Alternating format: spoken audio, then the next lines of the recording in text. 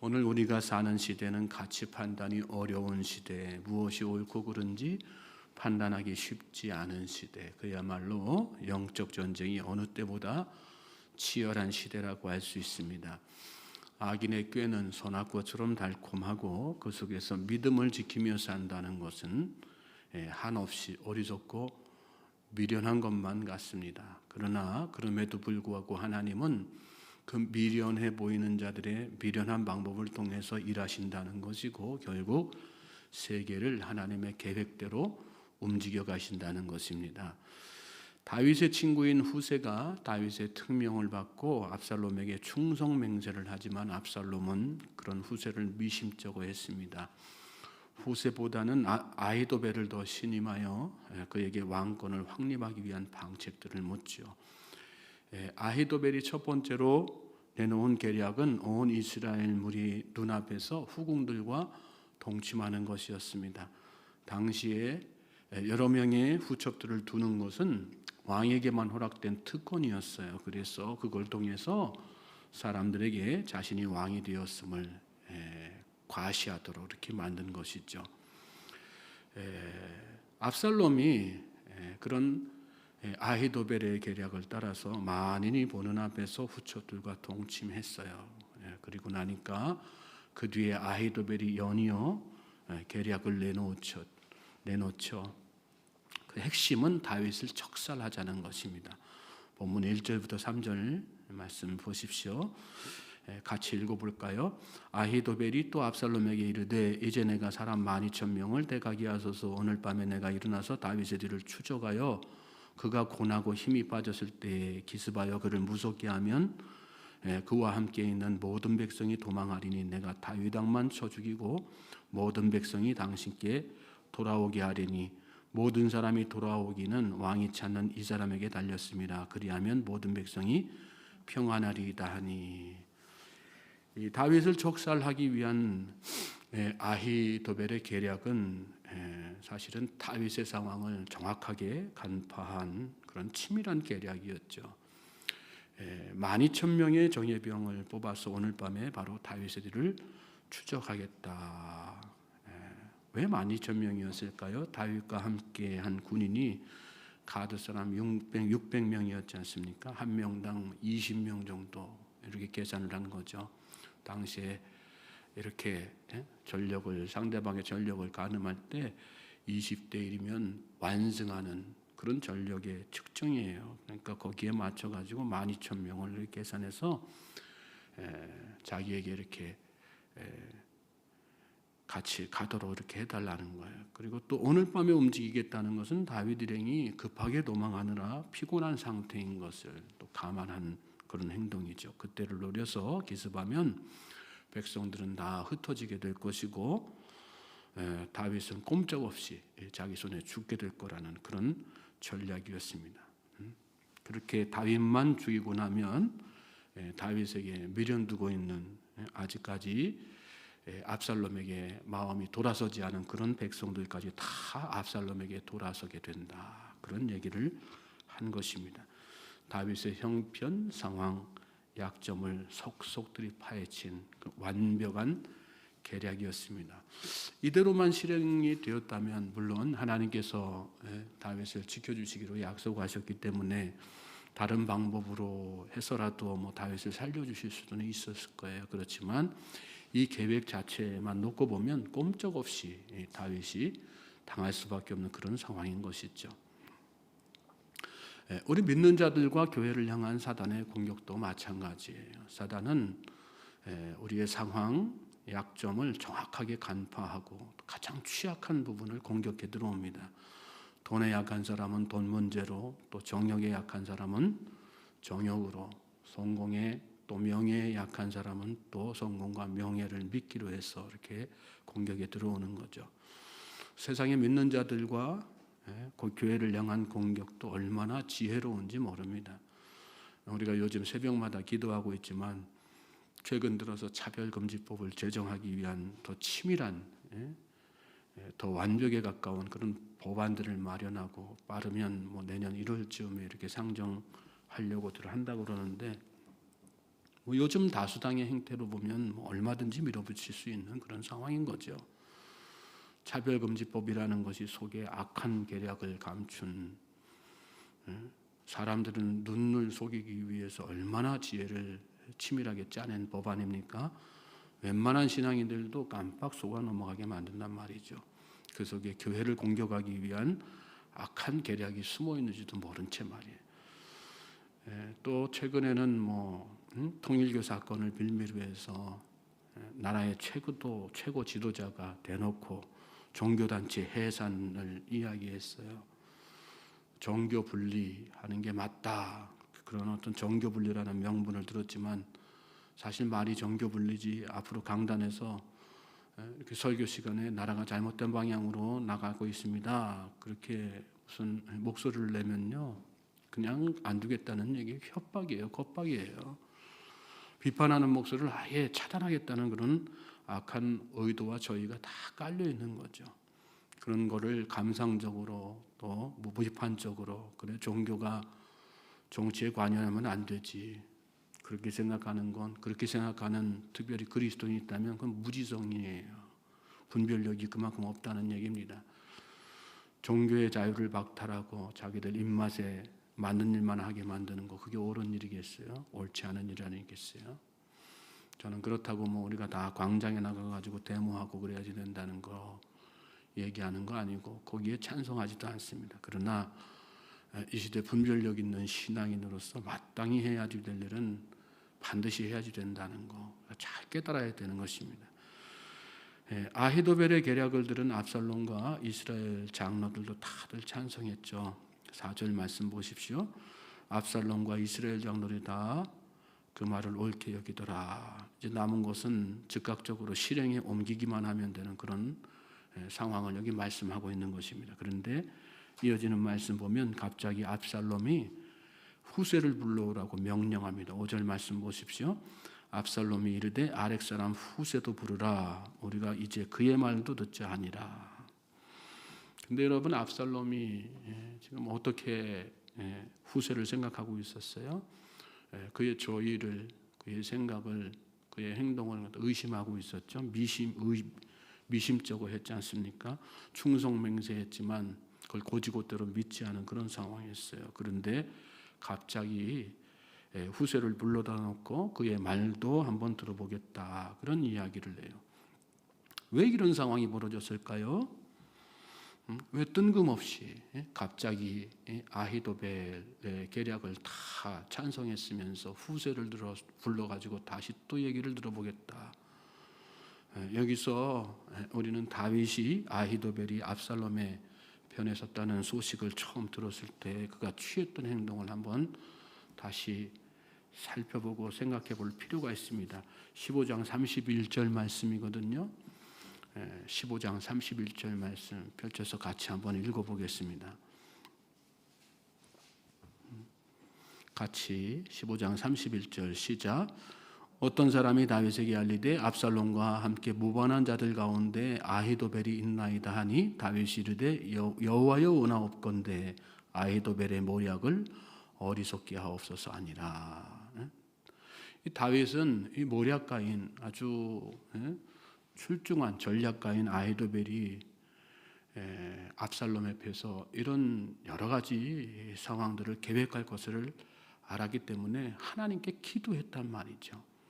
그리고 하나님께서는 그런 다윗의 기도에 응답하셔서 이제 아히도벨의 계략을 어리석게 만드는 일을 시작하신 것입니다. 기도가 답인 것을 우리가 다시 한번 깨닫게 되는 그런 말씀인 것이죠. 예수님은 누가복음 16장에서 이 세대의 아들들이 자기 시대에 있어서는 빛의 아들들보다 더 지혜롭다, 그런 말씀을 하셨어요. 그 말씀은 무슨 뜻일까요? 믿는 자들이 세상 지혜로 하면 세상 사람들 따라갈 수가 없다는 그런 말씀 아니겠어요? 인간적인 방법, 세상적인 방법으로는 영적 전쟁에서 승리할 수 없다. 그래서 기도해야 된다, 그런 말씀하신 거예요. 하나님의 능력, 하나님의 지혜가 필요하니까. 하나님은 필요하시면 사람의 생각, 행동까지도 다 제어하시는 분이란 말씀이에요. 인간은 사람의 마음을 움직이기 위해서 설득이라는 과정을 거쳐야지 되죠. 그렇지만 하나님은 설득을 필요로 하지 않으세요. 제어하시는 거예요. 그가 지금 품고 있는 생각이 어떠하든지, 그가 어떤 계획을 갖고 있든지 거기에 상관없이 그의 생각, 행동, 계획을 하나님께서 원하시는 방향으로 얼마든지 움직이실 수 있는 분이 하나님이시라는 거 우리가 잘 깨달아야 돼요. 그렇기 때문에 우리에게 필요한 것은 뭐예요? 기도라는 말씀이에요. 우리는 사람이 아니라 하나님을 감동시켜야 되는 것입니다. 그럴 때 하나님께서 계획하신 일들이 하나님의 은혜 가운데에서 다 이루어지는 것이죠. 세상의 관점에서 보면 기도라는 것이 참 미련해 보여요. 기도만 한다고 해서 세상이 변하느냐? 믿는 사람들 중에서도 그렇게 이야기하는 사람들 참 많아요. 행동으로 옮겨야지, 행동이 앞서야지. 근데 그 반대, 기도하면 하나님이 일하시는 거란 말씀이에요. 기도하면 세상이 안 바뀌어요. 세상이 변해요. 하나님께서 변화시키시기 때문에 그런 거예요. 그렇기 때문에 세상적인 지혜를 동원하기보다 미련해 보일 수 있지만 우직하게 기도할 수 있는 믿음의 사람이 이 시대에 필요한 거고요. 오늘 저와 여러분이 그런 기도의 사람이 되어야 되는 줄로 믿습니다. 자, 6절부터 10절 말씀 또 같이 읽겠어요. 시작. 후세가 압살롬에게 이르매 압살롬이 그에게 말하여 이르되 아히도벨이 이러이러하게 말하니 우리가 그 말대로 행하리야. 그렇지 아니하거든 너는 말하라 하니 후세가 압살롬에게 이르되 이번에는 아히도벨이 베푼 계략이 좋지 아니하니이다 하고 또 후세가 말하되 왕도 아시거니와 왕의 아버지와 그의 추종자들은 용사라. 그들은 들에 있는 고미 새끼를 빼앗긴 것 같이 격분하였고 왕의 부치는 전쟁에 익숙한 사람인즉 백성과 함께 자지 아니하고 지금 그가 어느 굴에나 어느 곳에 숨어 있으리니 홍 무리 중에 몇이 먼저 엎드러지면 그 소문을 듣는 자가 말하기를 압살롬을 따르는 자 가운데서 패함을 당하였다 할지라. 비록 그가 사자 같은 마음을 가진 용사의 아들일지라도 낙심하리니 이는 이스라엘 무리가 왕의 아버지는 영웅이요 그의 추종자들도 용사인 줄 아멘이다. 후세를 불러들인 압살롬은 아히도벨이 자기에게 무슨 계략을 이야기했는지 후세에게 다 이야기를 해주죠. 그러면서 그대로 행해도 되는지 아니면 다른 의견이 있는지 이렇게 말하라고 이야기했어요. 이 장면도 그렇죠. 후세의 생각을 순수하게 있는 그대로 듣고 싶었다면 아히도벨에게 했던 것처럼 어떻게 하면 좋겠냐 물으면 되는 건데 굳이 아히도벨의 계략을 후세에게 다 이렇게 상세하게 이야기해 준단 말이죠. 결국 이것이 압살롬 몰락의 단초가 되는 거 아니겠습니까? 근데 사실 압살롬이 그의 행적을 보면 얼마나 철저하고 치밀하고 신중한 인물입니까? 지금 상황에 이르기까지 그가 했던 행동들을 이렇게 쭉 살펴보면 이런 실수를 저지를 인물이 아니란 말씀이죠. 하나님께서 그의 생각을 마비시키시니까 이런 실수들이 자꾸 나오게 되는 것입니다. 아히도벨의 계략을 듣고 난 후세는 정면으로 그의 계획에 반대하죠. 아히도벨이 베푼 계략이 좋지 아니하니이다. 이거 보면 이 후세는 참 대단한 사람이었어요. 다윗도 대단한 믿음의 사람이지만 그의 친구였던 후세도 참 믿음이 대단한 사람. 압살롬이 아히도벨을 얼마나 신임하고 있는지 누구보다도 잘 알 것 아니겠어요? 왕이 신임하는 자에 대해서 왕의 면전에서 잘못되었다고 말하는 것은 왕을 수치스럽게 하는 행동이거든요. 자칫 반역으로 비칠 수 있는 그런 행동. 그래서 목숨을 잃을 수도 있는 그런 상황이란 말이죠. 또 그 자리에 아히도벨과 내통하는 자가 없으리라는 보장도 없는 것 아니겠습니까? 그런데도 여기 후세 보면 거침이 없어요. 담대해요. 그는 잘못됐습니다. 그의 마음속에 하나님을 신뢰하는 믿음이 있었기 때문이죠. 다윗을 다시 돌아오게 하실 거라는 믿음, 또 압살롬은 무너지고 말 것이라는 그런 믿음, 확신이 그의 안에 있었기 때문에 하나님께서 함께 하시는 사람이 어떤 사람인 걸 알기 때문에 그래서 이렇게 담대할 수 있었던 것이고요. 또 그런 어떤 후세의 믿음을 보시고 그 순간에 이렇게 죽음도 두려워하지 않는 담대함을 또한 하나님께서 허락해 주셨기 때문인 거죠. 저는 오늘 저와 여러분에게도 하나님께서 그런 담대함 주시길 바랍니다. 믿음의 사람은 기도해야지 되고요. 기도했으면 모든 것을 하나님께 맡기고 담대하게 자라야 되는 거예요. 세상과 맞설 때도 마찬가지예요. 기도 먼저 하세요. 그리고 기도했으면 담대하시기 바랍니다.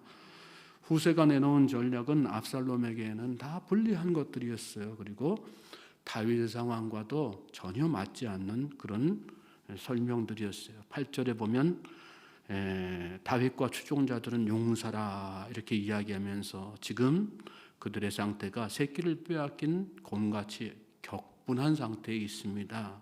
그리고 다윗은 전쟁에서 잔뼈가 굵은 사람이고 그 뒤에 또 이어지는 말씀 보면 그런 상태에서 섣불리 누구라도 접근했다가 패하게 되면 아무리 뛰어난 용사들이라도 낙심하게 될 게 뻔하다. 결국은 실패로 이어질 수밖에 없고 그런 상황이 압살롬에게 불리한 상황이 될 수밖에 없다. 그렇게 쭉 이야기하면서 압살롬의 마음을 위축되게 만들죠.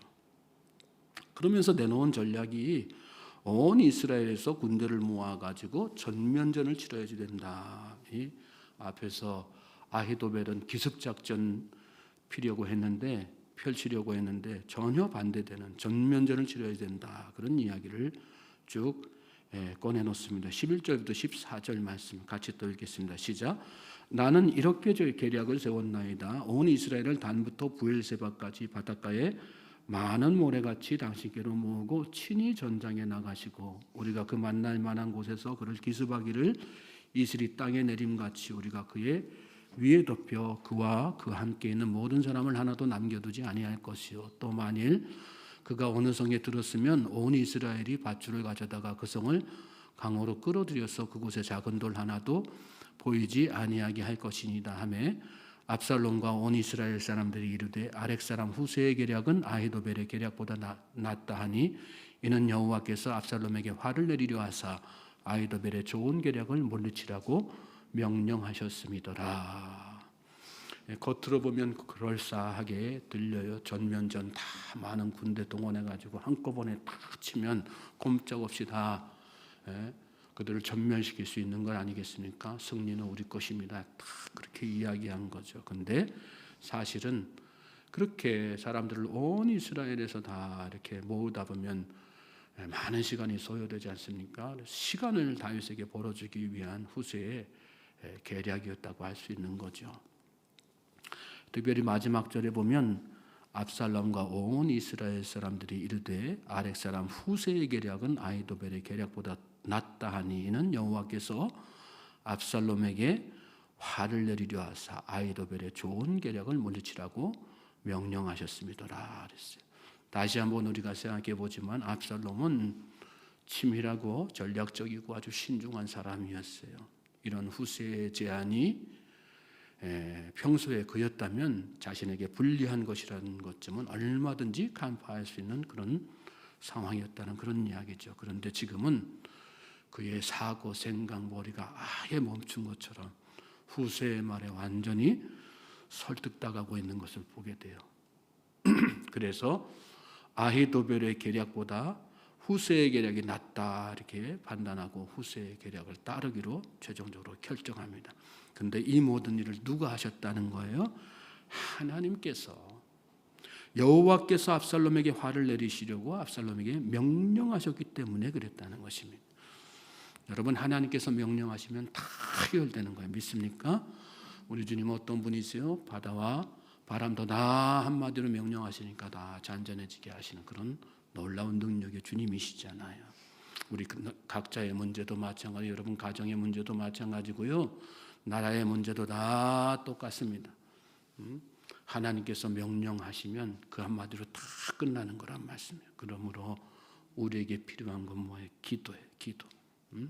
그리고 그런 하나님을 신뢰하면서 나오는 담대함이라는 거. 그러니까 다시 한번 이 새벽에 마음속에 깨닫고 확신하실 수 있길 바랍니다. 생각을 움직이시는 분, 상황을 제어하시는 분, 그 하나님을 믿고 여러분 오늘도 가정, 교회, 나라를 위해서 간절하게 기도하십시오. 그리고 담대함으로 이 하루 주님 믿고 승리의 길을 걸어갈 수 있는 우리 모든 주의 백성들 되시기를 다시 한번 주님의 이름으로 소망하고 축복합니다.